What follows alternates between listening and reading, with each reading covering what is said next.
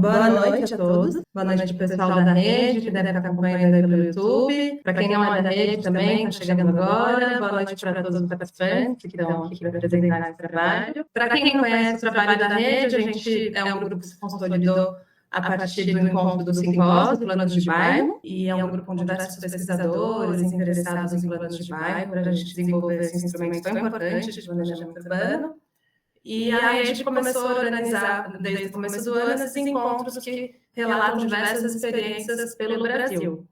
E hoje a gente vai apresentar a experiência do Jardim Piratininga, que é o plano de bairro que está sendo desenvolvido, começou a ser desenvolvido em conjunto com o grupo de pesquisa em questões urbanas, que é um grupo de pesquisa da Faculdade de Arquitetura do Mackenzie, que foi quem organizou o simpósio no primeiro momento, né? E esse trabalho ele envolveu muitas pessoas, né, porque já faz 10 anos desde o seu início, e hoje a gente está aqui com um grupo grande para apresentar. Então, eu vou começar apresentando o grupo, as pessoas que estão aqui na reunião, e depois vou passar a palavra para o professor Mauro Claro. Então, hoje a gente está com o professor Mauro Claro, que é também o coordenador do grupo, junto com o Luiz Guilherme, a Débora Sanches, a professora Denise Antonucci, infelizmente não vai poder participar, mas também é integrante do grupo, a Edeli Fratini, Márcia Sebrise, Paulo Giaquinto, Renata Coradin e Vólia Cato. Eu vou começar passando a palavra para o Mauro e para o Jeremias, para eles começarem, para eles darem introdução sobre o assunto, e também apresentando o Jeremias. O Jeremias é a liderança do Jardim Piratininga e um interlocutor super importante em todo esse processo. Bom, boa noite a todos. Bruna Cavalcante, vou apresentar você. Bruna é aluna mestranda do nosso programa de pós-graduação aqui na Faculdade de Arquitetura e trabalha com políticas públicas e sua relação com as pessoas dos territórios respectivos. Obrigado, Bruna, por fazer a mediação dessa nossa... E participa agora também, agora que entrou, começou, participa do plano de bairro do Jardim Piratininga, acompanhando e trabalhando. Obrigado pela apresentação, Bruna. Eu, então, queria primeiro passar a palavra para o Jeremias das Neves, que é o nosso anfitrião lá no Jardim Piratininga. Jeremias é uma liderança comunitária do Jardim Piratininga de muitas décadas, mora lá há muitas décadas, desde praticamente a formação do Jardim Piratininga, um pouco depois. E em 2015, quando nos conhecemos, nos convidou para compartilhar com eles as questões urbanísticas, começando pela regularização fundiária. Desde então, nós desenvolvemos uma intensa relação, Jeremias e o Mackenzie, o grupo de pesquisa, e estamos firmes nessa parceria. Então, eu queria agradecer a você, Jeremias, e te convidar para se apresentar e apresentar o trabalho que você faz lá. Boa noite a todas e a todos. Eu sou o Jeremias das Neves, estou como líder comunitário lá no Jardim Piratininga há 32 anos. Eu peguei esse cargo aí, trabalhar com a comunidade, com o pessoal, os moradores, só que deparamos com uma questão de problema, de demanda muito grande. Eu estou em São Paulo desde 77, cheguei em São Paulo. Já tive em outros bairros, mas nunca saí do Cangaíba, distrito da Penha. Comecei esse trabalho há 32 anos para cuidar lá da comunidade. E, graças a Deus, Deus colocou vocês na nossa vida, na nossa comunidade, onde nós podemos dar um grau de melhoria, né? Em todas aquelas demandas que nós tínhamos. O Jardim Piratininga, para quem não conhece, para quem não sabe, ele é dividido em 4 partes, porque, assim, dificilmente as pessoas que passa, que conhece, não conhece o São Francisco, conhece como Piratininga. Jardim São Francisco é grudado no Jardim Piratininga, mas é lá no Jardim São Francisco que tem os equipamentos públicos, escola, posto de saúde, a creche. E o Piratininga 2, tem o 2, o 3, o 2 está no meio entre São Francisco e o Piratininga 3. Assim, a anotação que eu dei para isso, porque o Jardim Piratininga, mesmo oficial, ele é muito antigo, que tem lá a rua da entrada lá do portal. E depois, com o tempo, foi criado o Piratininga 4, que é lá onde a gente terminou 2 anos atrás, a questão da melhorias. O que eu estou tentando explicar para vocês, para quem não conhece ainda, o doutor Edeli conhece muito, desde muitos anos, ajudou lá o pessoal que tinha dificuldade lá de moradia, de cooperativa. E a gente veio lutando lá para cá e conseguimos algumas coisas boas, né? Por exemplo, quando eu cheguei lá, não tinha asfalto, não tinha esgoto, não tinha água, não tinha luz. Muito difícil. Quando eu cheguei lá, nós medíamos quantos metros tinha cada rua, cada travessa daquela, para pedir a melhoria de pavimentação para a prefeitura. Nós saímos medindo casa, contando quantas casas tinha para pedir água para a Sabesp. Depois, quando a Ilume tinha colocado luz, os postes, a Enel, a Eletropol naquele tempo, não tinha iluminação. Fomos atrás de iluminação, pedimos para fazer baixo-assinado para a Ilume, tínhamos que contar quantos postes tinha em cada rua, e a nossa luta veio assim. E essa luta melhorou mais de 2015 para cá, quando a gente conseguiu ter um acesso, nossos pesquisadores aí, professores, né, e a gente conseguimos melhorar. Porque quando a Márcia estava lá na secretaria, a gente ia lá com um chapéuzinho, né, Márcia? Ia lá com um chapéuzinho pedir ajuda para regularizar os nossos imóveis, e continuamos ainda na luta, né, da regularização. Então, é muita coisa para falar e a gente não quer extrapolar, mas eu quero agradecer imensamente esse convite de estar aqui, para a gente falar um pouquinho de nada do Piratininga. Jardim Piratininga fica no distrito da Penha, no bairro do Cangaíba, distrito do Cangaíba, né? Região da Penha. Eu estou lá todo dia. Hoje eu já fiz uns 4 pedidos de tapa-buraco, de coisa lá na rua, e estou na luta. Cada dia até um leão. Obrigado, gente. Deus abençoe a todos. Eu vou dividir a tela, fazer minha apresentação, falando sobre o Jardim Piratininga. Esse é o Jardim Piratininga, como a gente vê olhando de nordeste. Estou de costas para o nordeste, olhando para o sudeste. Então, à minha direita, eu tenho o Parque Ecológico do Tietê, e à minha esquerda, eu tenho a Colina do Cangaíba. Isso é importante. Esse é o núcleo, esse é o Piratininga 2, que o Jeremias mencionou agora há pouco. Esse é o núcleo do nosso trabalho. O Piratininga é uma favela. O IBGE recentemente oficializou essa nomenclatura, né? Mas ele é um bairro. Né? Ele é um bairro e a gente trata o Piratininga como um bairro. Né? Então, esse é o nosso trabalho. Nosso trabalho é de plano de bairro. Pretendemos fazer com que o nosso trabalho ali ele tenha esse caráter de tornar aquela favela, que é o segmento precário, em um bairro melhor. Ele já é um bairro. Bem, como é que a gente chegou no Jardim Piratininga? Em 2013 e 2014, aqui no Mackenzie, nós nos associamos com uma cátedra da Unesco, com sede em Montreal, no Canadá, e realizamos um workshop grande. E a ideia desse workshop, que nós propusemos, a convite deles, era trabalhar numa área longe do centro de São Paulo e também, ao mesmo tempo, uma área precária. No eixo de estruturação, a gente estava trabalhando em colaboração com a SMDU, o plano diretor tinha acabado de ser aprovado em 2014, e nós escolhemos a Penha. E fizemos nesse workshop um trabalho com 8 equipes de vários países do mundo que vieram aqui para cá, e fizemos um trabalho muito interessante de reconhecimento da Penha. Ali nós aqui no Mackenzie, estabelecemos o grupo de pesquisa para fazer esse trabalho, para receber esses convidados, e escolhemos a Penha junto com a CMDU, e aí, nesse momento, nós conhecemos profundamente o território, todos os seus agentes, né, desde os dirigentes, desde o poder público, até as pessoas. Fizemos esse trabalho durante um tempo, e a consequência dele foi a gente conhecer o Jardim Piratininga e receber o convite do Jeremias e das lideranças que trabalham com ele para fazer o trabalho que nós estamos fazendo até hoje. Então, o Jardim Piratininga está nesse lugar, na mancha da metrópole. Né? Nesse lugar, como vocês veem ali, esse lugarzinho marcado em vermelho, ele é contíguo, ele faz limite com essa mancha verde, que é o Parque Ecológico do Tietê. É um parque muito grande, do tamanho de Ibirapuera, um pouco maior talvez. E à esquerda a gente vê a Subprefeitura Penha, que é grande também, mas a prefeitura dos maiores de São Paulo, e à direita nós vemos os 4 bairros que fazem parte do plano de bairro. O Jardim São Francisco, número 4, o Jardim Piratininga, número 3, um terreno em litígio, é o número 2, e a Vila do Sapo, é o número 1. Acima, nessa pequena imagem, vocês veem o Parque Ecológico do Tietê, e abaixo a Colina do Cangaíba. Mostrando agora em detalhe esses 4 bairros que eu mencionei, a Vila do Sapo, mais a oeste, depois a invasão, nós chamamos de invasão porque é um terreno em litígio, um litígio muito complexo e até interessante como caso, né? Embora seja dramático.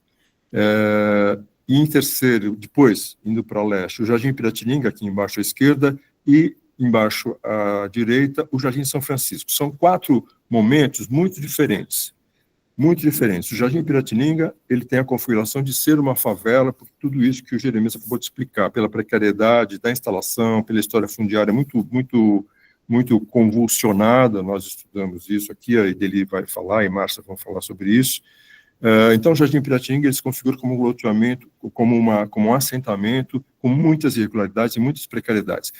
Esse em cima, à esquerda, que é a Vila do Sapo, ele já tem regularidade fundiária, ele tem urbanidade de equipamentos e uma situação estável em termos de moradia, mas não tem equipamentos urbanos, ele tem arruamento, mas não tem equipamentos públicos, não tem nenhum, ele depende de outros que não estão no bairro. À direita, a invasão, é um terreno em litígio, porque ele é um terreno comprado pelo movimento de moradia, e ele foi invadido, antes que o movimento de moradia pudesse começar a construção, ele foi invadido por um grupo que se apoderou do terreno e loteou, parcelou e vendeu e alugou para pessoas, e esse grupo simplesmente se apossou do terreno. Então, a gente chama de invasão por isso. E, por fim, o Jardim São Francisco também tem regularidade fundiária e tem uma situação muito melhor, como o Jeremias falou, ele tem todos os equipamentos dessa faixa, estão no São Francisco, e ele tem regularidade fundiária, ele tem praça, ele tem campo de futebol, ele tem ruas regulares. Bem, então, esse é o nosso plano de bairro. Nós queremos transformar esses 4 pedaços num bairro. Esse que é o grande plano de bairro. E esse bairro, que é composto de 4 bairros, ele se relaciona com a colina do Cangaíba a sul e com o Parque Ecológico do Tietê a norte. Então, eu pretendo mostrar isso nos próximos slides. Ainda sobre esses bairros. Em cima à esquerda, Vila do Sapo, em cima à direita, o terreno invadido, que é bem conflagrado em termos de produção, a imobiliária é muito edilícia, assim, é muito fraca, né? Muito ruim. Embaixo à esquerda, o Jardim São Francisco, que tem já uma consolidação, e essa foto eu peguei do miolo do Jardim São Francisco, quer dizer, é a área mais estabelecida, né, que as pessoas tiveram mais tempo na vida para estabelecer as suas moradias, tem qualidade a moradia, né? Algumas têm muita qualidade. E à direita, a gente vê o Jardim São Francisco. Então, são 4 tecidos urbanos diferentes. Aqui, vamos ver a pior parte do Jardim Piratininga, que é o Pira 4, que o Jeremias mencionou agora há pouco, né? O Pira 4, ele é extremamente precário, a ocupação é mais recente, e ele tem barracos, inclusive, e começa a avançar para cima, as construções começam a avançar para cima na foto da direita, de um canal, é um canal de circunvalação, um córrego, né? Um canal artificial, que separa o Piratininga do Parque Ecológico do Tietê. Estão começando a construir no talude do canal. Então, tem uma precariedade muito grande. Aqui, por outro lado, a gente vê nessa imagem o melhor lugar do Piratininga, que tem casas muito boas, construções, comércio muito bom. Aqui nessas 2 fotos embaixo, eu pus uma foto de 2010, de uma casa em 2010, a mesma casa hoje, à direita, a gente vê que provavelmente os proprietários ou sucessivos proprietários foram aprimorando, né, qualificando a casa, é a mesma edificação, mas muito melhor cuidado.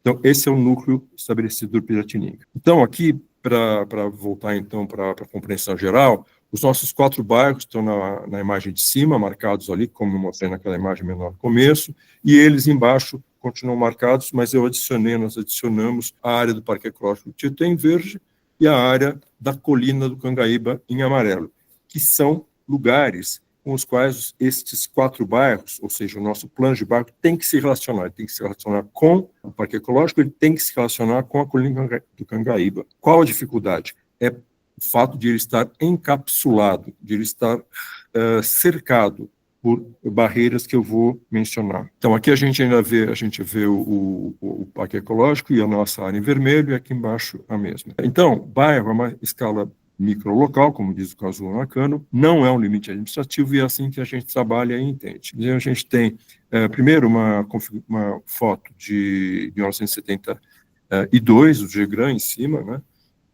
e embaixo 1930 do mapa Sara Brasil. Para a gente ver só que aí vocês percebem essa linha vermelha é a linha da CPTM que divide o bairro, e acima da CPTM é o Jardim Piratininga, que era uma várzea, a várzea do Rio Tietê.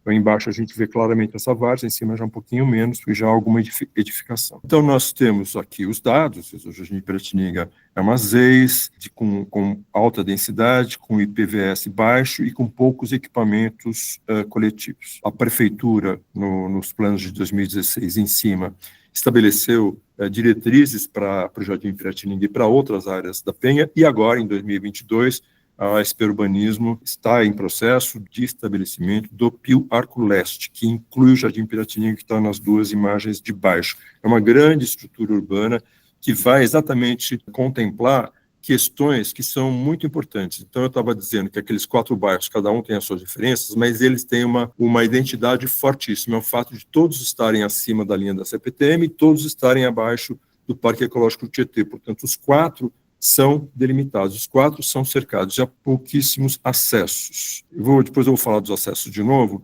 vou falar do nosso trabalho. Nosso trabalho de escuta, né, o que nós chamamos de escuta, é, naturalmente, frequentar o território e conversar, escutar, ouvir, aprender, ser informado, né, e nós fazemos isso, né, esse tipo de escuta, produção de material coletivamente, como a gente está vendo nessa foto aí. Encapsulamento, agora sim, eu vou falar do cercamento, da segregação. Agora mostrando de novo o nosso plano de bairro, ele tem essas 6 apenas acessos estão marcados em vermelho, e são acessos nem todos por automóveis, são 3 por automóvel e 3 passarelas de pedestres, numa extensão de 3 quilômetros. E os bairros não se comunicam entre si. Vila do Sapo não se comunica com o Jardim Piratininga, e então existem 2 blocos de bairros, 2 à esquerda e 2 à direita. Aqui embaixo a gente vê como era a passagem, a linha da CPTM passando, ela foi desenhada em 1930, e ela passava baixa. E à direita, a gente vê o alteamento dessa passagem. A CPTM alteou a linha, de modo que produziu uma passagem que é essa daqui que a gente vê agora. Então, a gente olhando de fora do Jardim Piratininga, a gente vê isso, a entrada e o muro. Para trás desse muro, nas fotos de cima, é o Jardim Piratininga. Aqui embaixo, eu estou dentro do Jardim Piratininga, do outro lado do muro, olhando um muro gigantesco, um muro que tem, só no Pira, ele tem 1,5 km, mais ou menos, de comprimento. Às vezes é mais baixo, essa parte mais alta dele. E esta, então, é a situação, de novo, a situação da moradia no Pira 4, mais precária, e aqui a gente vê aqui em cima, aqui na foto da direita, a linha de trem cortando o bairro, aqui a sul, embaixo, a colina do Cangaíba, e a norte, uma faixinha, quando o Jardim Piratininga fica estreito, o Parque Ecológico quase cola na linha de trem.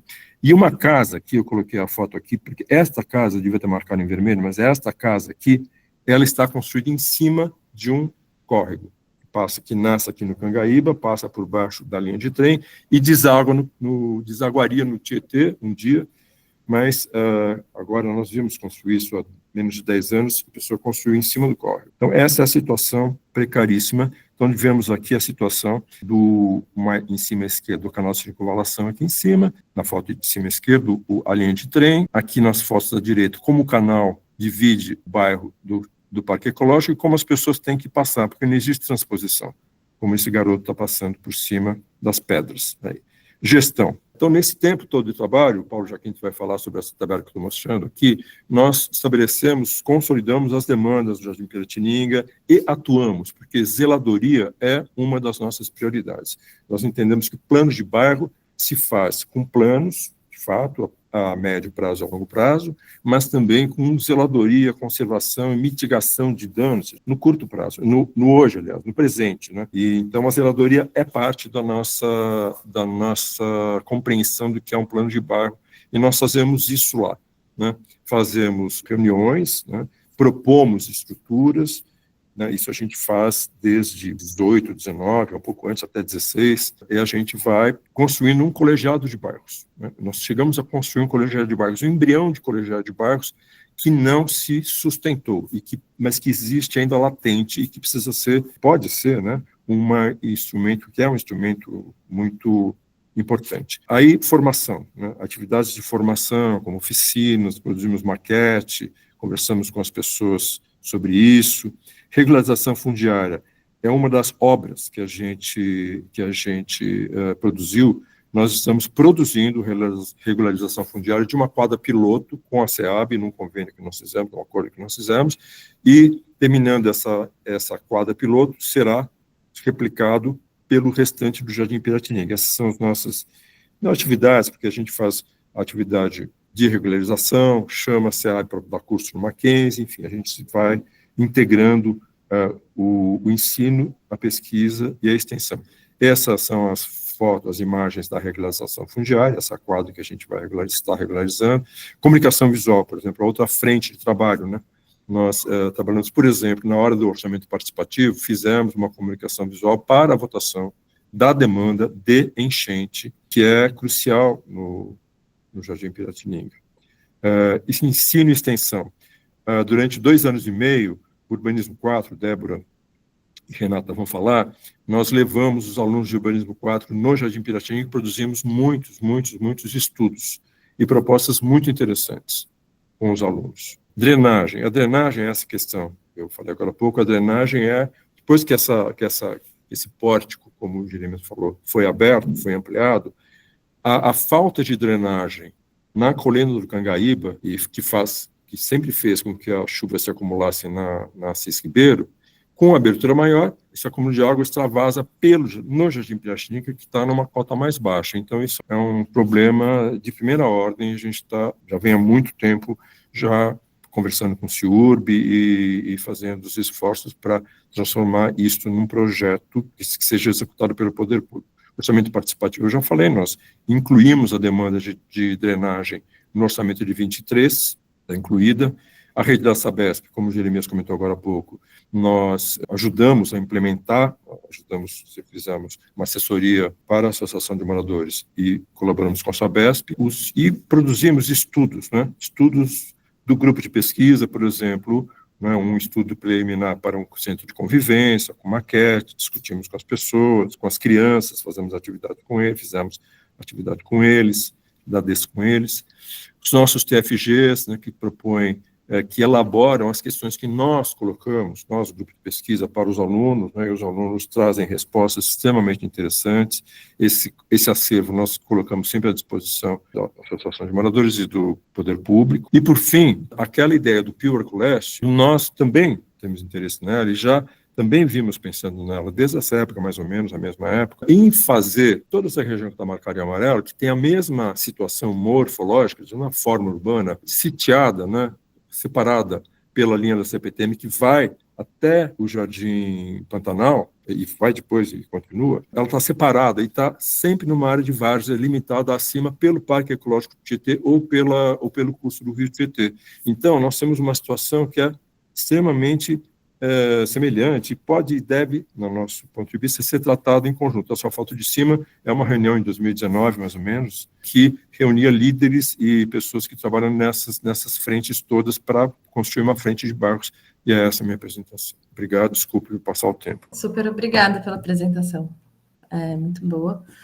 E, bom, agora a gente vai passar para os outros grupos que vão contar um pouco das etapas dos trabalhos no Piratininga. O próximo grupo vai falar sobre o histórico, que é a Ideli, a Márcia, a Vólia e o Paulo, e a Denise, que participou também, ela está assistindo pelo YouTube, ela mandou um oi aqui. Mas eu já vou até adiantando, o Mauro mostrou as 4 áreas e as características dessas áreas do ponto de vista do desenvolvimento de um plano de bairro. Pelas características da localização, que é como se eles estivessem encapsulados naquele espaço que vai lá da barragem da Penha, e vai seguir pela várzea, e vai ter a Ayrton Senna, que é a rodovia, vai ter a CPTM, junto com a rua Assis Ribeiro, que é um tipo de uma avenida grande. Então, eles têm uma característica, todos eles, de estarem na várzea. Aqui vai repetir algumas coisas, porque é nessa região que o Mauro já tinha mostrado, mas... Então, aí nós vamos ter lá o jardim, que é a questão dos processos, do histórico dessas áreas, né? O São Francisco, ele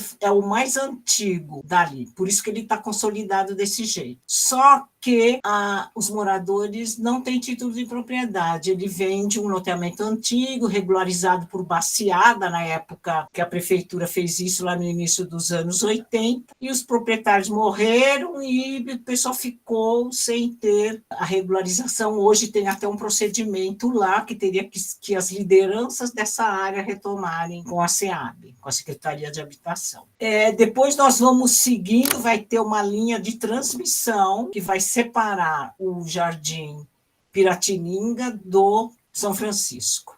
Aí o Jardim Piratininga ele vai ter a situação fundiária da titulação e da ocupação, da venda de lotes, bem complexa e diferente das outras áreas. Então, o Jardim Piratininga, ele vem do parcelamento e a ocupação do início dos anos 90, na gestão da Luísa Erundina, que tentou desapropriar esta área para conjunto habitacional de interesse social, e depois de ter decretado e entrado com as ações judiciais, se percebeu num estudo que a área não era adequada. E, com isto, trouxe um conflito com os interessados pela desapropriação. Eram 5 áreas, 2 os juízes mantiveram a desapropriação, então eles são áreas do município, os outros são particulares, só que teve ocupação, grilagem de terras, tudo que se pode imaginar que a gente tem de problemas de venda, ocupação diária, teve nessas áreas todas. Isso dentro das áreas públicas, tudo isso foi uma questão bem complexa. Aí nós vamos ver aqui o vermelho do lado direito, o São Francisco, depois tem um branco cortando, que é a linha de transmissão. Aí nós vamos começar o Jardim Piratininga, que é o azul, que é são as propriedades particulares, os 2 amarelos são as áreas públicas, os azuis são privados, o outro roxinho também particular. E aí eles vão entrando um lote junto com a outra área, porque isso não teve nenhuma organização. E o verde, toda a área que o Estado desapropriou, mas não trouxe o título nem para o Estado da maioria deles, que também está ocupado tudo nessa mesma época. E se for continuar, nós vamos sair daqui nós vamos ter a ocupação, que o Mauro falou da invasão, é que eu estou tão acostumada a não falar invasão, mas aqui é um caso, porque é o crime organizado que vai levar a população, porque estava fácil, com o projeto sendo aprovado no município, para HIS, para Habitação de Interesse Social, foi obtida uma liminar, eles saíram e eles voltaram e até hoje o judiciário não resolveu a ação, isso vem sendo discutido desde 2017. E depois nós vamos ter um outro parcelamento, e toda essa parte, parcelamento que está também sem a população, tipo do São Francisco, mas tem área pública ocupada, teve um reparcelamento, também é complexo. Então, o que acontece do Piratininga, que é o mais complexo na região, é isso. Então, o que aconteceu?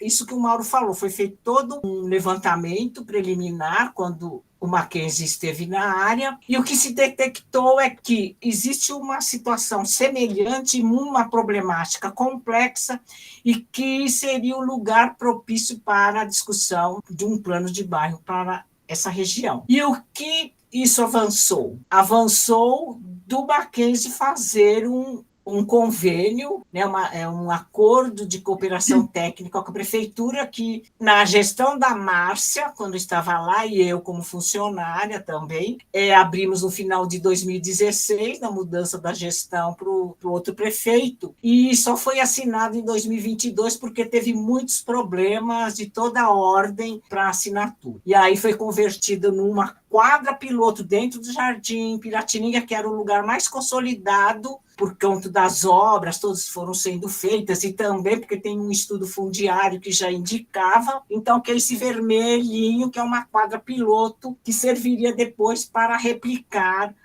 trabalho no restante do Jardim Piratininga, sendo que os outros bairros teriam que ter os encaminhamentos específicos para ele. Não, na verdade, foi a ideia quando o Jeremias apareceu na SEAB lá, junto com o Mackenzie, uma reivindicação, numa reunião levando as reivindicações de regularização fundiária, a gente identificou como uma oportunidade de trabalhar esse instrumento de plano de bairro vinculado à regularização fundiária, uma vez que... É o que eu ia falar agora. Por isso que mas é como a gente está em bastante... por conta da possibilidade da gente considerar que a regularização fundiária vai além da questão fundiária, de entrega de títulos, e sim um complexo de ações e atividades que se conectam, e foi entendido na época que a regularização fundiária, o plano de bairro, tinham muitos pontos em comum que poderiam estar trabalhando junto, principalmente porque, como o Jeremias iniciou a conversa, né, nossa live aqui, uma das principais reivindicações de todos, e também pelo histórico de ocupação, era a questão da titulação. Aí ele já falou dessa questão de quanto foi complexa a sua Constituição, e daí a importância da gente trabalhar isso como completo. Até então, o Jardim Piratininga era dividido em 4 ou 5 processos lá na habitação. Cada um tinha um processo, cada arinha dessa, cada amarelinha, que era azul. Então, acho que tinha 7, 8 processos de regularização fundiária, sem olhar o todo, né? Sem conceber o todo, sem conceber a questão urbana, a questão urbanística. E a ideia do plano de bairro, quando chegou à prefeitura, a gente entendeu como uma oportunidade de conectar esse bairro e trabalhar a regularização fundiária como um todo. E daí a gente estabeleceu esse convênio de cooperação técnica, né? Com o Mackenzie, para a gente trabalhar junto, em paralelo, essa demanda do Jeremias e da toda a comunidade por regularização fundiária, em conjunto com os aspectos mais amplos do urbano, a partir do plano de bairro.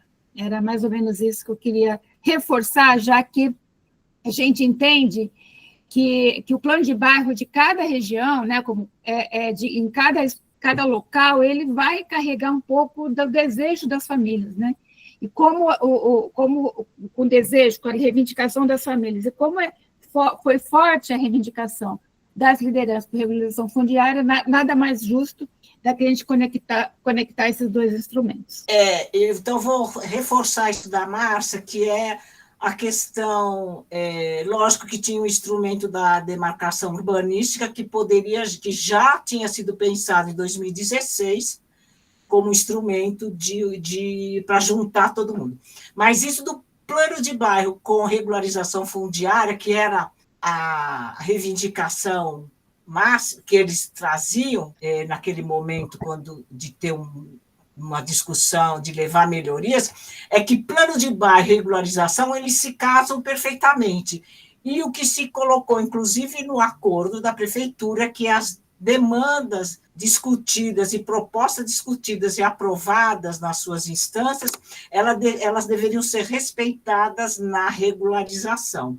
Então, isto é uma questão importante, porque nem tudo que é aprovado e discutido a gente consegue implementar. E quando você tem uma proposta de regularização, você vai casar tudo aquilo que precisa para uma regularização fundiária dentro desse planejamento que o plano de bairro traz. Então, você usa essas duas situações para dar o andamento e não perder o trabalho todo sendo colocado. Para finalizar aqui, quer dizer, vários trabalhos para a quadra piloto, o diagnóstico que foi feito fundiário e mesmo o ambiental, eles vão servir para serem replicados. Então, eles foram feitos com uma profundidade grande para depois se tiver os outros contratos com a SEAB, poder replicar, porque já temos uma base.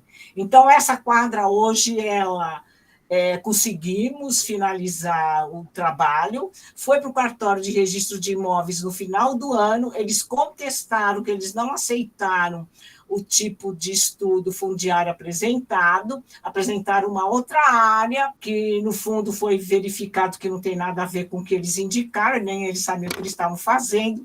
Foi reapresentada o projeto de registro do parcelamento, junto com o condomínio simples e titulação das áreas, que é uma coisa que a gente quis avançar, que foi o estudo do próprio grupo do Mackenzie, que verificou que a gente teria que avançar nos instrumentos, não só titular. Então, a gente está aguardando agora que o 17º cartório aceite o registro do parcelamento, o condomínio simples, o registro dos lotes, e, inclusive, depois discutindo a questão das moradias insalubres que tem na área para você ter uma regularização fundiária completa e plena. Só mais uma coisinha, se me permite, os colegas, é que assim, a questão da quadra piloto também foi estratégica por conta que, depois de muitos anos de trabalho, a gente teve, no começo do nosso trabalho conjunto, na SEAB, com a Mackenzie e a associação, uma grande adesão. A gente conseguiu lotar a quadra inteira de esportes, com muita participação. E com o tempo, com a demora, isso foi se perdendo, essa credibilidade. Então, o plano de bairro foi perdendo a participação. Com a ideia do plano da quadra piloto e da regularização fundiária, é reativar essa participação e mobilização de todas as famílias, porque a partir daí a gente entende que a gente consegue, com uma coisa efetiva de entrega de títulos, de regularização de uma quadra, a gente atrair novamente as pessoas a participar por interesse pela sua titulação e também para começar a voltar a discutir o seu bairro. Então, acho que essa convergência de interesse, plano de bairro e regularização fundiária, também rebate na capacidade de uma ação pública reverter em participação, trazer a participação popular de toda a comunidade para o plano de bairro. Tem uma questão séria, já que a gente estava dentro do prazo, é a questão que o cadastramento dos imóveis, colocar os selos nas casas, cadastrar as pessoas, foi no ano passado, no segundo semestre. Isso trouxe um problema, uma expectativa grande. Quando isso é caminhado para o cartório, isso não dá certo, as pessoas começaram a questionar se, de novo, não era um trabalho eleitoreiro, porque justamente no ano eleitoral. Então, essas questões elas acabam influenciando e fazendo as pessoas também se afastarem. Então, a gente vive sempre esse problema de cada 2 anos tem eleição, vai sempre ter esse problema. Mas isso é sério, porque o cartório atrasou, e agora a gente já está no meio do ano, e a regularização não chegou, e as pessoas estão cobrando, e o seu Jeremias sabe o que ele está passando lá. Obrigada, Edeli. Na verdade, o tempo do grupo já encerrou. Não sei se a Vólia e o Paulo querem falar 2 minutinhos cada, porque acabou não dando tempo de todos falarem, antes da gente passar para a Débora e para a Renata, que vão falar sobre os projetos de extensão. Eu sou a Vólia, professora do Mackenzie, me apresentando. Eu estive, apesar de ter estado desde de 2015, no início de toda essa proposta de plano de bairro para o território, a minha, digamos assim, a minha participação mais efetiva se deu a partir da experiência de ensino e de curricularização da faculdade, que se deu a partir de 2018, né, no Mackenzie, e mais especificamente no componente de estudo de urbanismo 4, onde nós ficamos no Piratininga 2 anos e meio, como o Mauro mencionou anteriormente, né? E eu acho que assim, a minha fala, eu queria agradecer muito, né, essa oportunidade da gente poder trocar essas ideias e fazer uma discussão em torno do plano de bairro do Piratininga. Eu acho que essa minha fala se integra ao conjunto de professores que hoje estão aqui, né? A Débora, a Renata, o Paulo Jaquinto, etc., que vão trazer essa experiência do território. Eu acho que, assim, especificamente, essa experiência de ensino no Piratininga foi muito rica e se deu a partir desse componente de urbanismo, de estudo de urbanismo 4, que traz como foco os territórios precários. Então, desde 2018, a faculdade se articulou em torno de um novo projeto pedagógico e a nossa experiência com territórios precários, né, com as questões das desigualdades espaciais e territórios precários, se deu anteriormente no Glicério, no centro da cidade, e depois nós nos integramos a essa experiência do grupo de pesquisa do Mauro, para trazer possibilidades de contribuições e aproximação da universidade no território, né? Eu acho que foi uma experiência extremamente rica, porque com o Piratininga a gente trouxe a favela como questão, como uma questão central, né? Os territórios informais como uma questão central, e propiciou, dentro de uma metodologia com os alunos, que realizou essa aproximação da realidade urbana de uma maneira completamente nova do que existia antes no Mackenzie, né? Eu acho que essa experiência a Débora vai colocar de uma maneira mais completa, e a Renata, mas eu acho que propiciou, digamos, a gente juntar uma reflexão crítica com proposições, que essa era a ideia pedagógica, ao mesmo tempo que se aliou nesse componente uma disciplina que eu participei há muito tempo, desde há muito tempo, que era o estudos socioeconômicos, né? Como é que o urbanismo integrou estudos socioeconômicos, integrou a reflexão sobre essas desigualdades espaciais da cidade, possibilidades de proposições. Então, pensando nesse histórico inicial, eu acho que a presença do grupo no território trouxe esse vínculo, essa possibilidade de ligação com os agentes locais, com as lideranças locais. Então, Jeremias foi sempre uma figura crucial, né, importantíssima nessa articulação, e outras lideranças locais, e mudou qualitativamente, digamos, a forma de aproximação da universidade com as questões urbanas atuais. Então, eu acho que os alunos, foi possível olhar de perto e pensar, digamos, essa aproximação de diálogo com a comunidade e possibilidades propositivas de uma maneira muito ampla. Eu acho que, digamos, os agentes foram, a comunidade foi à universidade e a universidade foi ao território. Sei lá, é uma experiência muito rica. Os exercícios de atendimento às demandas, que eram demandas identificadas pelo próprio grupo de pesquisa, né, que, como o Mauro já mencionou, se faziam em torno de proposições dos alunos que foram apresentadas depois no território, inclusive em algumas apresentações na própria prefeitura, né? Então, eu acho que houve um intercâmbio de trocas muito importantes, tanto do ponto de vista da formação dos alunos, mas eu acho que do ponto de vista de possibilidades de articular a transformação do território de uma maneira participativa mais ampla. Eu acho que é um pouco isso, essa minha experiência vai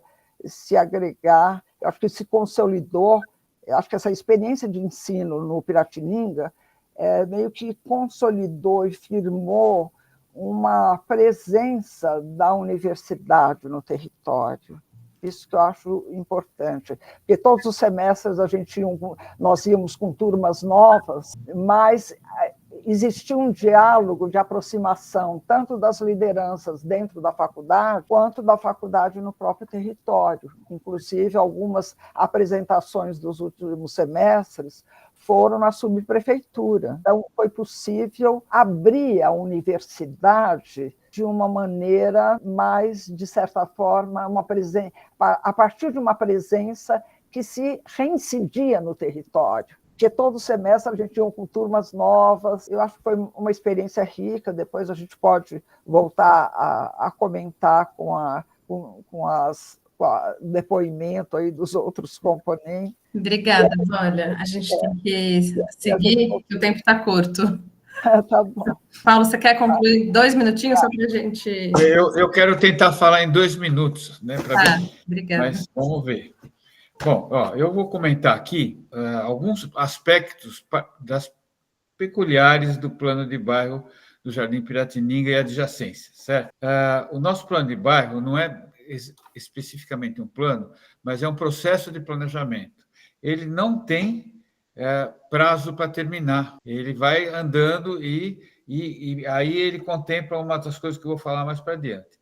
Além disso, o plano diretor estratégico estabelece uma série de regras para o plano de bairro e a gente, além de acatar essas regras, a gente está avançando um pouco mais, né? Tem alguns aspectos metodológicos interessantes. Primeiro, um profundo conhecimento do bairro em todos os aspectos urbanísticos. A gente tem um conhecimento muito grande do bairro, graças à ajuda da população. Um detalhado processo de escuta da população, foi muito extenso, né? E um diagnóstico que desagou num planilhão. A gente montou uma planilha de 1 metro por 1,5 metro, com todas as demandas da população. A partir dessa planilha, a gente escolhe os aspectos para focar, e um dos aspectos mais importantes é a gente quer contribuir com a comunidade na relação com os agentes públicos. O plano de bairro ajuda a organizar a demanda para poder ir longe no relacionamento com os órgãos públicos.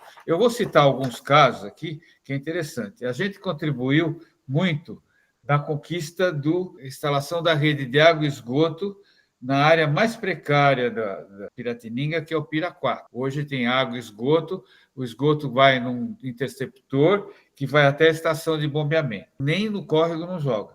Tá muito interessante. Depois, nós fomos para a Secretaria de Infraestrutura da Prefeitura, que apresentamos um estudo de macrodrenagem e combate às enchentes, inclusive com um orçamento, com pré-orçamento para isso. Depois, nós fomos na subprefeitura e fizemos uma série de pedidos, por exemplo, a limpeza do canal, a microdrenagem e em vários pontos de zeladoria. Tivemos uma participação exitosa do Orçamento Cidadão, que é o nome novo do Orçamento Participativo, conseguindo verba para microdrenagem. Também fizemos, durante a pandemia, ajudamos na distribuição, mas principalmente no planejamento, da distribuição de mais de 1.000 cestas básicas. Tudo isso usando dados do plano de bairro. Fizemos um apoio à formalização da Associação de Moradores. Estamos colaborando com uma das coisas mais importantes, que é o projeto piloto de regularização fundiária, em parceria com a prefeitura.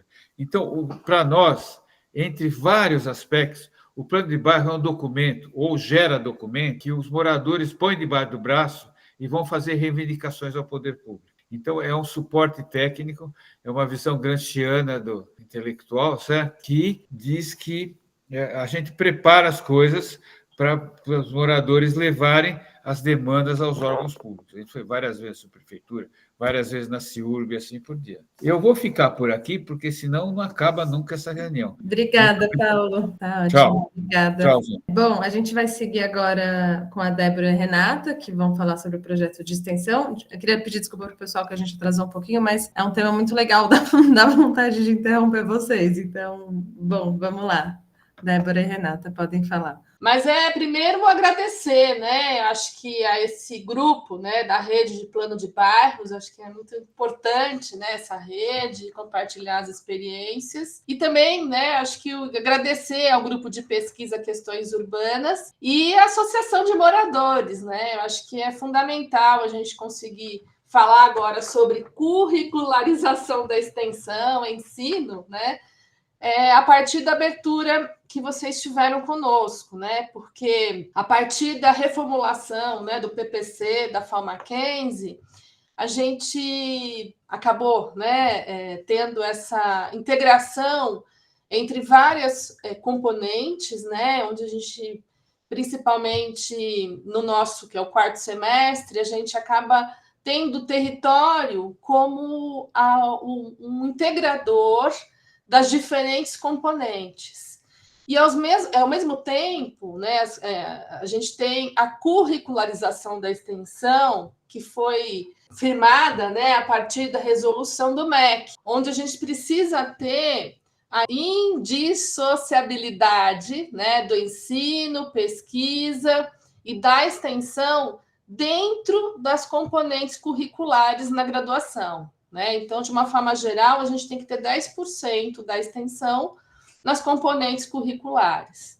Então, para a gente, sempre foi muito importante estar num território onde tenha, né, uma organização de moradores, onde tenha grupo de pesquisa envolvido, né, do Mackenzie. Então, para a gente, isso é uma condicionante. E isso aconteceu, né, como a professora Volha mencionou. Na nossa quarta etapa, a gente tem a integração de urbanismo, de ateliê de projeto, de teoria e história. São as 3 componentes mais envolvidas, né, com a discussão do território. E essa curricularização da extensão, ela vai muito aos moldes, né, Paulo Freire, né, que a gente precisa fazer a troca de saberes. E o objetivo, principalmente, né, é essa formação integral dos estudantes, né, na sua atuação profissional e a transformação social. Então, o nosso tema, né, a gente acaba trabalhando com assentamentos informais e a gente estuda, né, as diferentes precariedades, né, tanto habitacional, a urbana e a ambiental. Aqui algumas imagens, né? Então a gente começa esse processo, né? Primeiro, logo na segunda semana de aula, né? A gente já faz uma visita no território, a gente está conseguindo, né, levar os professores de diferentes componentes também para fazer essa visita. E os moradores nos recebem sempre, né, de braços abertos, né? O Jeremias, a Barta.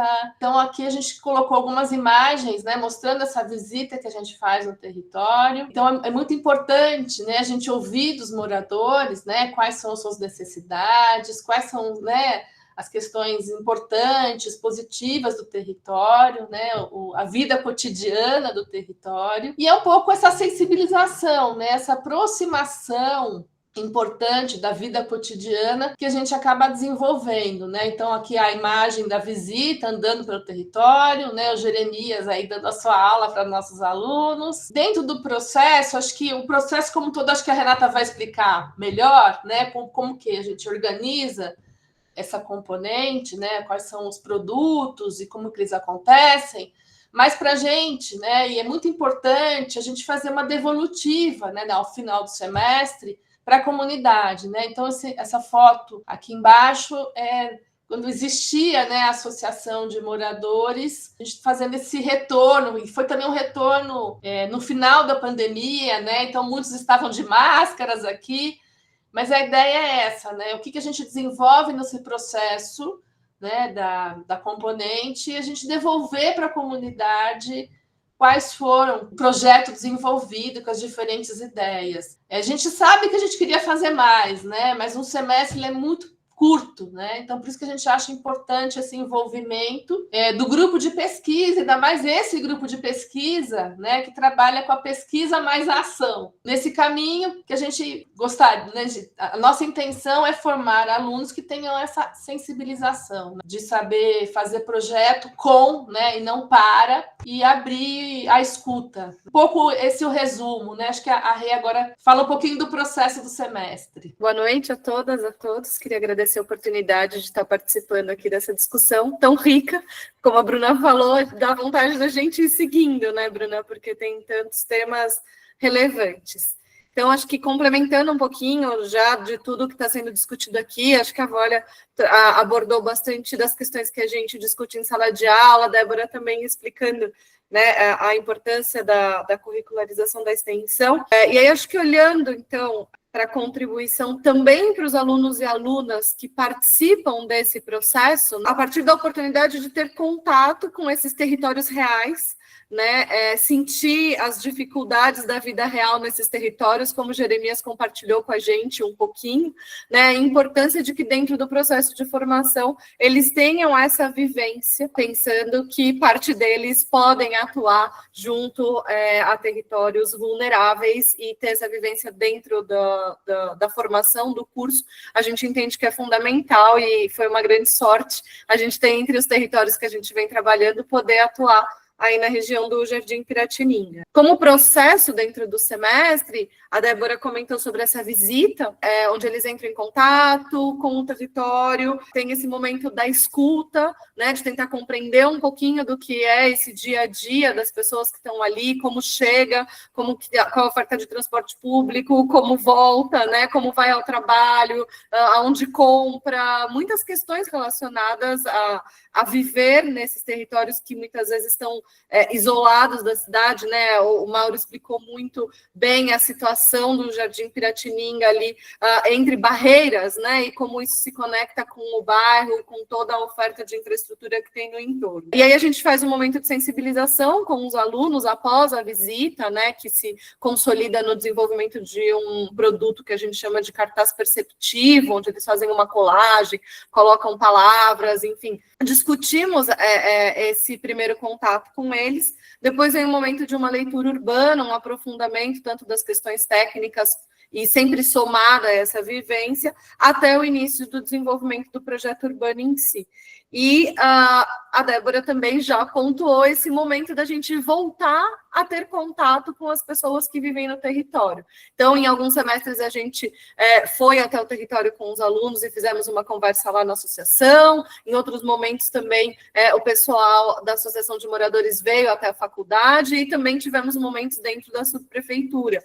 Então, acho que são todos momentos de troca, né, de enriquecimento, e aí a gente entende que dentro desse contexto, né, de plano de bairro, de discussão mais ampla, essa atuação da academia, ainda que tenha as suas limitações, né, dentro do semestre, dentro do alcance do projeto dos alunos, a nossa expectativa é poder contribuir com as discussões a partir dos projetos desenvolvidos, das ideias discutidas em sala de aula. Acho que é um pouco isso que a gente tinha para compartilhar. Obrigada, Renata. Obrigada, Débora. Bom, então agora a gente vai concluir com o Luiz Guilherme, comigo também no final, para contar um pouco dessa pesquisação a partir do grupo de pesquisa e, enfim, como que isso também pode se relacionar com o território, né? Luiz, você quer começar? Bom, boa noite, pessoal.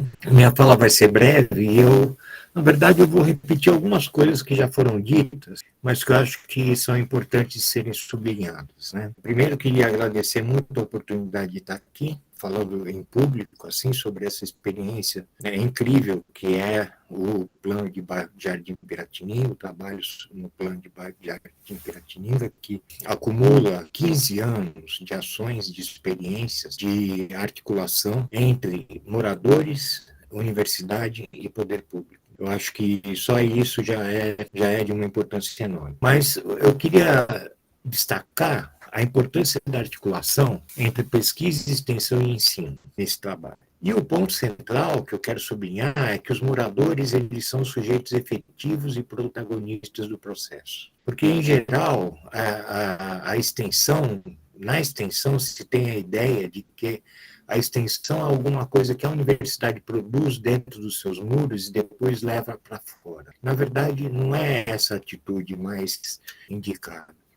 A atitude mais indicada é que a gente faça pesquisação participativa. O que isso significa? Significa que as nossas ações, as nossas investigações acadêmicas e as ações de extensão, elas devem ser construídas em conjunto com a comunidade. Assim, os moradores participam como co-pesquisadores. Dessa maneira, eles são co-pesquisadores também, são produtores de conhecimento, porque eles analisam, interpretam, propõem soluções e, com isso, enriquecem e transformam o próprio processo de pesquisa, e isso é fundamental. Por outro lado, falando do ensino, esse projeto ele tem sido um espaço fundamental de formação para os estudantes da FAO Mackenzie. Alunos da graduação e da pós-graduação têm atuado diretamente no bairro, em constante diálogo com os moradores, acompanhando todos os processos, inclusive os processos junto ao poder público, e acompanhando todas as dificuldades e toda a complexidade desses processos, né, e tendo uma ideia muito realista do que significa atuar nesse contexto, né, no contexto de um assentamento precário que luta para se desprecarizar. E essa participação oferece aos estudantes uma experiência de aprendizado que é profunda e transformadora, porque eles aprendem a ouvir, a interpretar o território a partir da vivência cotidiana, a trabalhar de modo colaborativo, respeitoso e ético, levando em consideração a população, levando em consideração seus desejos, seus sonhos, seus sentimentos, e desenvolvendo uma atitude de cuidado, que é tão importante a gente enfatizar na contemporaneidade. Ao mesmo tempo, a presença dos estudantes, ela renova continuamente o olhar da pesquisa. Ela contribui para renovar o olhar dos professores e também contribui para renovar, poderia até dizer, o olhar dos próprios moradores, né, trazendo novas perguntas, novas perspectivas e novas energias. Então, o processo de pesquisa, extensão e ensino têm se alimentado mutuamente. A pesquisa, por sua parte, ela contribui para a compreensão mais geral das dinâmicas urbanas e para a produção coletiva de soluções. Esse deve ser o seu sentido. A extensão garante que esse conhecimento seja pertinente, dialogado, útil para a comunidade. E o ensino forma profissionais comprometidos com uma prática urbana ética, participativa e democrática. Assim, a universidade, né, eu acho que esse exemplo da FAO Mackenzie, esse exemplo da Universidade Mackenzie, mostra que a universidade tem muito a aprender e tem muito a contribuir e a colaborar quando ela se coloca em diálogo aberto com os territórios e com os saberes dos moradores da população em geral. Lutando por cidades mais justas, mais sustentáveis e mais cuidadosas, a gente pode dizer que elas só podem ser construídas com as pessoas que nela vivem e com a nossa participação engajada. Acho que é isso que eu tinha para dizer. Muito obrigado. É isso. Obrigada, Luiz.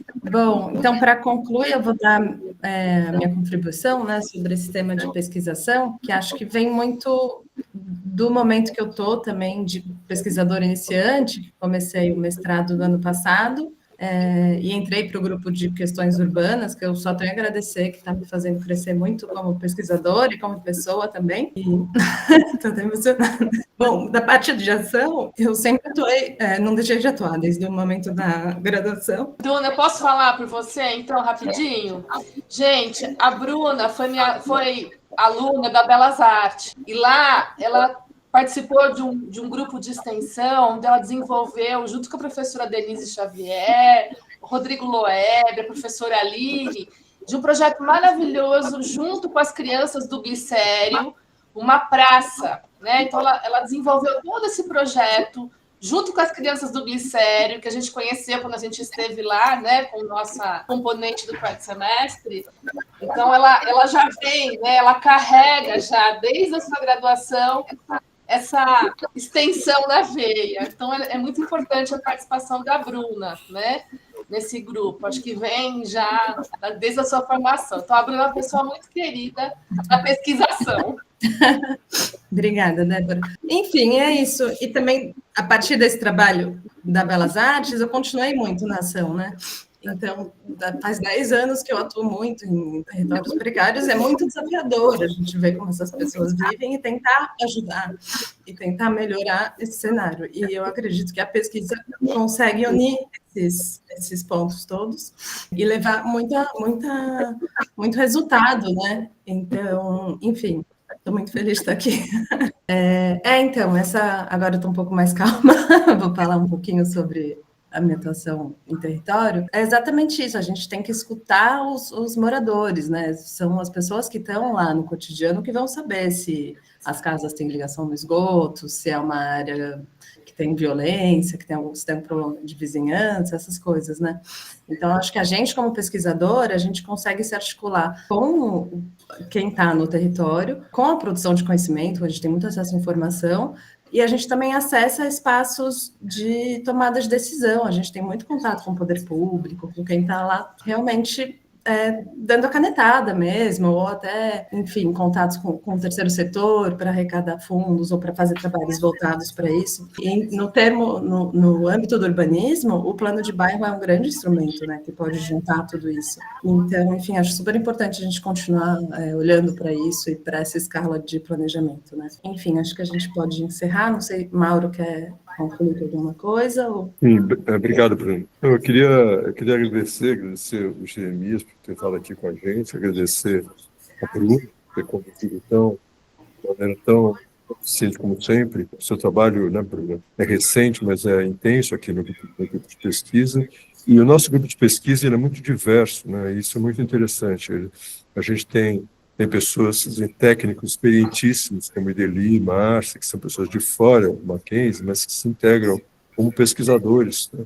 Temos alunos da graduação que são de muita qualidade, que também trabalham muito com a gente, de uma maneira muito interessante, né? Temos um grupo de professores, como a professora Débora, o professor Paulo, Renata, Fernanda, Olha, e eu que faço parte desse grupo, que trabalhamos que trabalham com os alunos, né? E no nosso componente de urbanismo 4, a gente trabalha com territórios precários, né? Então, a gente tem uma diversidade de pessoas muito interessantes. Temos uma ligação intensa com o professor Luiz Guilherme, que é o líder do grupo de pesquisa, e que conduz uma pesquisa sobre o cuidado na cidade que cuida, e o cuidado da cidade, o cuidado na cidade, o cuidado com a cidade, mas cuidado com as pessoas, e também dialoga muito com a gente. Então, a gente tem trocas em todos esses níveis. Agora estamos tendo uma troca intensa aqui, a partir do simpósio de novembro passado, o simpósio Planos de Bairro. A gente está constituindo essa rede, né, com pesquisadores de Tocantins, de Maringá, de Belém do Pará, de outras cidades de São Paulo mesmo, de Perus, no bairro de São Paulo, enfim. Pessoas que estão mantendo a conexão para continuar formulando essas reflexões. E tem muita gente no Brasil, mas muita gente no Brasil, né? Na USP, a doutora Karen Marins, muitas pessoas na FAUSP, na Poli, só para falar aqui em São Paulo, mas na Bahia, Recife, enfim, tem muita gente pensando questões próximas, semelhantes, né? Que às vezes nem recebem exatamente o nome planos de bairro, mas que vão no mesmo sentido, né? Muitas vezes recebem também, e é interessante também que como a gente já comentou aqui, cada vez que alguém faz um plano de bairro, né, faz de um jeito, faz com um feitio, né, com uma feição. E isso é natural. Mas, enfim, eu quero te falar, estava falando da diversidade de contribuições aqui do grupo de pesquisa, e principalmente a nossa conexão com os moradores, dos quais o Jeremias é representante, né, mas mais do que isso, ele é nós estabelecemos uma relação, né, uma relação pessoal, uma relação profissional, respeito, de trocas, né, com todo o grupo, né, e como o Paulo Jaquim falou, o Jeremias já é integrante aqui da nossa equipe, né, da universidade. Então, a diversidade de pessoas que contribuem, isso quer dizer, e eu acho que foi interessante formular essa live aqui dessa maneira, né, muitas pessoas de nós falando, todos nós falando, para mostrar essa característica do trabalho, né? Então, eu queria agradecer muito, queria passar a palavra para o Jeremias, se você quiser dar alguma palavra. O que eu quero mesmo é agradecer a todos, conhecer o professor João lá de Palmas. Eu quero agradecer a cada um de vocês. E a gente está caminhando, estamos tentando dar uma melhorada, né? E compreender a dificuldade que a gente está encontrando lá sobre a questão do cartório, né, mas de registrar lá. Eu estou um pouco preocupado, como a Márcia tinha falado, e a gente teve um tempo bem caloroso nessa questão, onde conseguimos encher uma quadra de moradores animados, e agora nos deu um pontapé numa quadra e parece que a questão não está fácil para o cartório reconhecer. Mas tudo isso é questão de trabalho mesmo, a gente vai tentando conversar com os moradores, acalmar, dizer que não é isso que estão pensando, que a gente está trabalhando. Eu quero agradecer muito, viu, doutora Denise, a participação, agradecer a Renata, agradecer a doutora Débora, e eu quero agradecer a todos vocês. E prazer em conhecer a Fernanda na sua fala, vai deixando um recadinho para mim, como comunitário, como líder comunitário lá na minha comunidade. Obrigado a todos, uma boa noite, muito obrigado. Que Deus abençoe a todos. Obrigada, Gerê. Obrigada, pessoal. Acho que não preciso nem falar nada.